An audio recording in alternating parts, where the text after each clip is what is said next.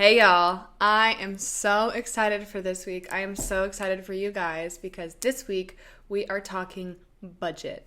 Yes, all things money, all things budget. And this isn't just going to be like some far off thing. This is going to be actionable tools and questions that you can take and move forward to empower yourself in the financial realm. Now, if that feels overwhelming, stop, take a breath. We're going to break it down in bite-sized pieces. We're going to go step by step. If you feel like you're already on top of this, great. Stay and listen because this is going to be a good thermometer or a thermostat to kind of see where you're at and see, how you feel about your personal money journey and what's going on with your finances. So, I have a question for you. When you look at your bank account, do you feel empowered or do you feel anxious? I don't need to know the answer, but I think you do.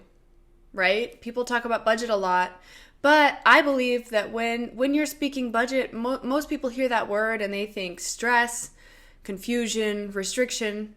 Oh, and by the way, I'm looking over here because this is where my notes are. So I want to be able to make sure that I can follow this and get every single point I want to make. So let's talk about it. Budget, you hear the word budget and it can equate to stress, confusion, restriction. That's how it used to feel for me too. I mean, it was overwhelming at times. You can go back and listen to my story. We're not really going to get into it.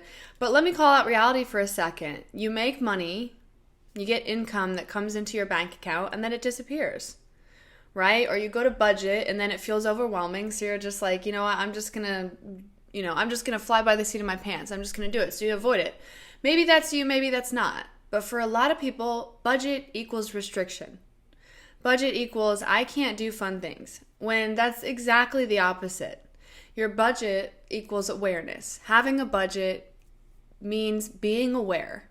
And your awareness is actually where you find power. Hold on. Ooh. So awareness is actually where you find power. So let's take a shift, right? Maybe it's not you. Maybe the method that you're taking is just not working. So I'm not going to tell you what to do, right? But I am going to help you figure out what works for you. So I'm going to ask you a series of questions. I want you to grab a pen and a notepad. You can pause this, or if you like typing in your laptop, do a little split screen. And I want you to answer these questions as we go.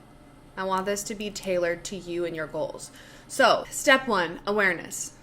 Do you track your money? Yes, no, or kinda, right? Very simple. If you have a budget, you follow it, yes. If you don't look at it at all, no. If you look at it here and there, kinda. What is your biggest issue? I want you to just pull it out of your brain. Is it overspending? Is it no awareness? Is it avoiding it? Right? What is it? Is it no saving? What is that for you?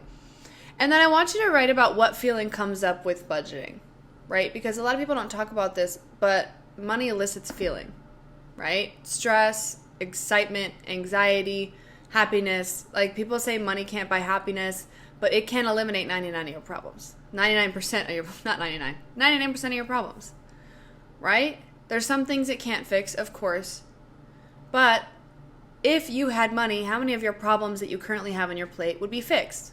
Like debt. We're not going to get into it. But I just want you to be aware. That's step 1. Step 2 is your income. Do you have a fixed income? Is it variable? Or is it a mix? Like, for example, I have a fixed income. I have a salary. Sometimes I get bonuses, depending, there's possibility for, so it's a little bit like I have a base and then you can get some more, right? Or some people, like I used to be a waitress and so that was like very low minimum. So it definitely varied. Like the base was very small, so it varied. How often are you paid? Is it daily? Is it weekly? Is it biweekly? Monthly? What does that look like? Where are you getting paid? What bank account is it coming into? So what does your income look like? I want you to write that down. And we're gonna get through these because I have a lot to get to today. And if you need to pause this at any point to write that down more in depth, obviously feel free to do so. Good thing it's a video. I want you to really kind of dive into this today. Take this however many minutes, 20 minutes, to really kind of get focused on this. Step 3 is your expenses. I want you to break it into categories. So you have your fixed expenses. Those are the things that don't change, like your rent and your light bill and your water, right? And your car payment, your car insurance, right? If you have any subscriptions, you know?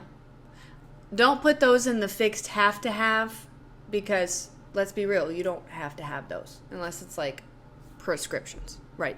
Or something important. Essentials, right? So essentials like groceries, those fluctuate.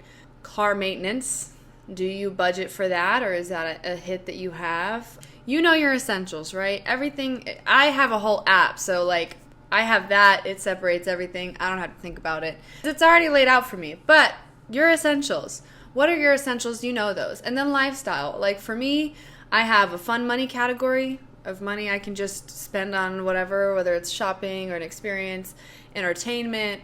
I have a shopping budget, lifestyle, things like that. If you like to travel, right? Travel and vacation. If you like to buy nice things, like have those be like, make sure that all of these expenses that you have fit into these different categories. And ask yourself, do you actually know your numbers?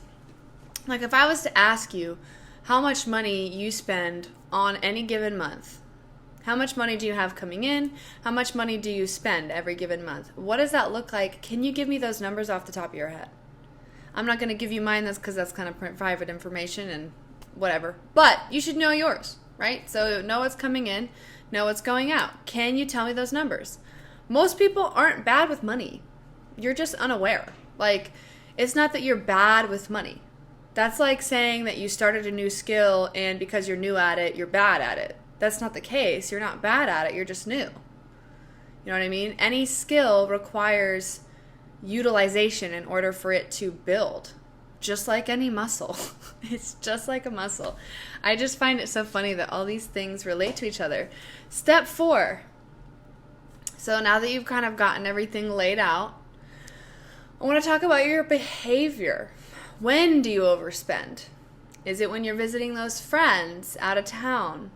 Is it when you're feeling really stressed and that new purse looks really nice? Or you are a foodie and you like really, really want to go eat out because you've had a rough day. Like I have definitely had those seasons where when I didn't have it in the budget, I was just feeling stressed and I was like, you know what? I need some tacos and a margarita and I don't want to cook at home. So I'm going to go out and I'm going to get some tacos and margarita from my favorite taqueria spot. And there's nothing wrong with that. But you just have to have awareness, right? Budget it into your, like, make allowance for it in your budget, right? Put it in your life. What one thing do you buy that often adds up?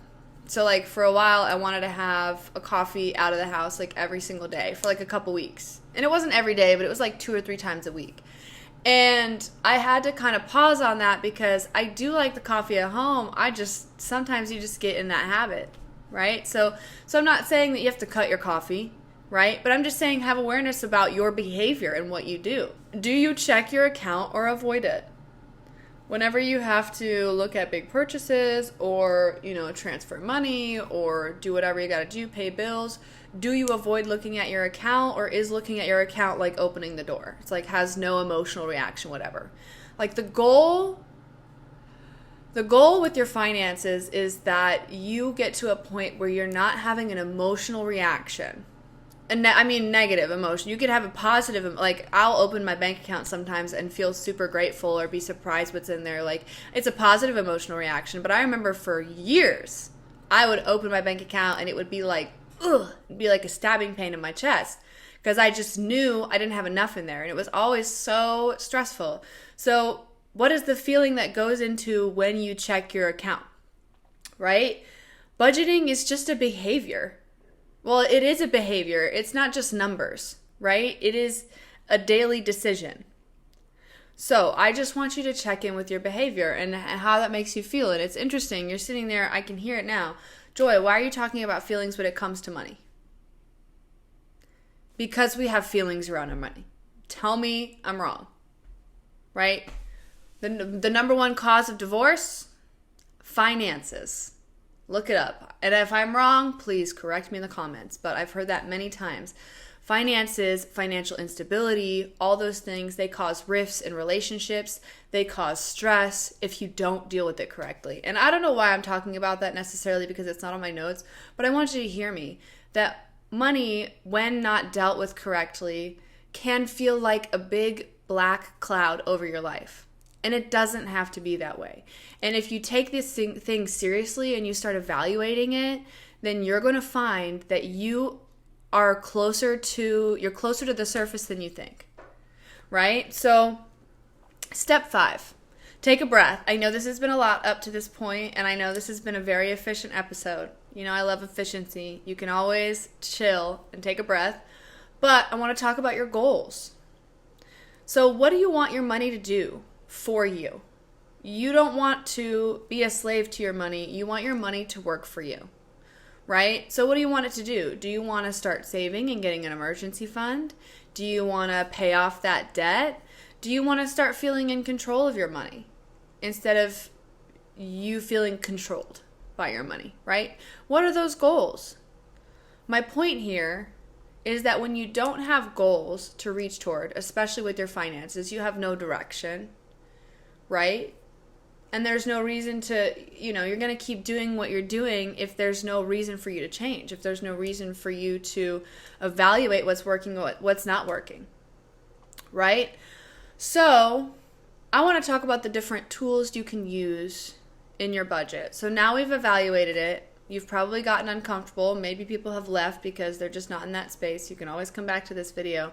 I will tell you, if you keep pushing it away, it'll keep being further away, but that doesn't make the problem go away. It just means it's further away from being dealt with, right? So let's sit down and buckle in today. There's fits. There's tools that can fix this. There are fixes, right? So are you somebody who likes simple things? Are you somebody that is more visual, or do you like details, right? The best system is the one that you'll actually use. So I'm not going to tell you either way, whether it's a notes app on your phone, an actual budgeting app, or a spreadsheet, what works best for you.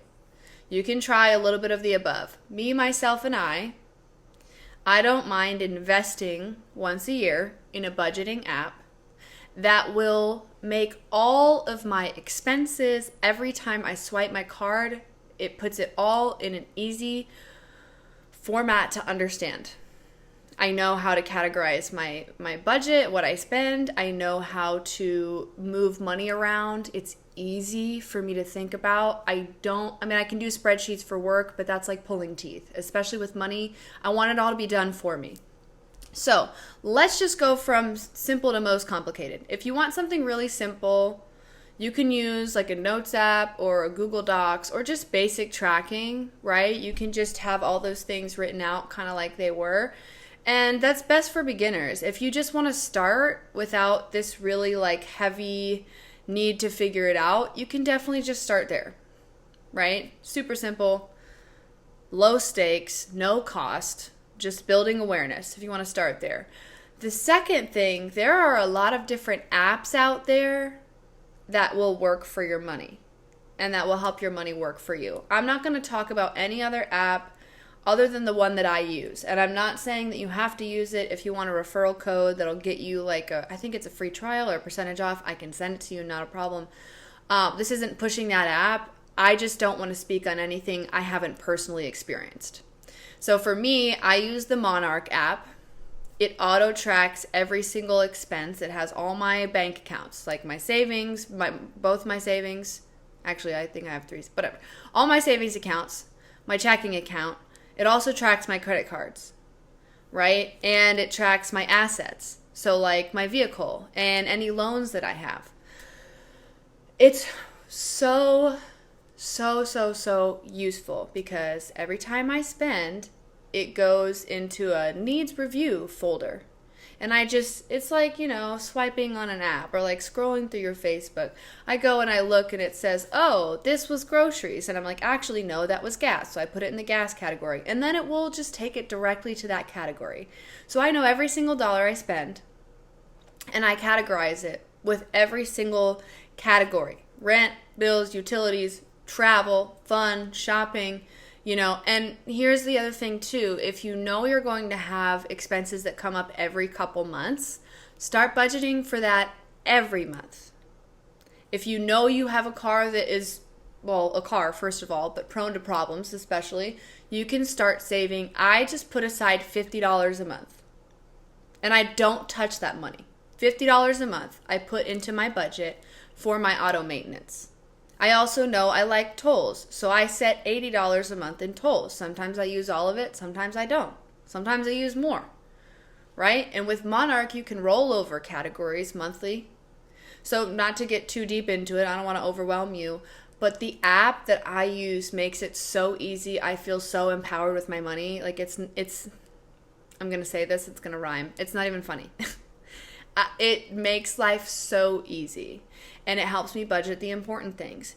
And I'm at this point in life where I'm blessed to be able to have money just to spend, just to have and spend.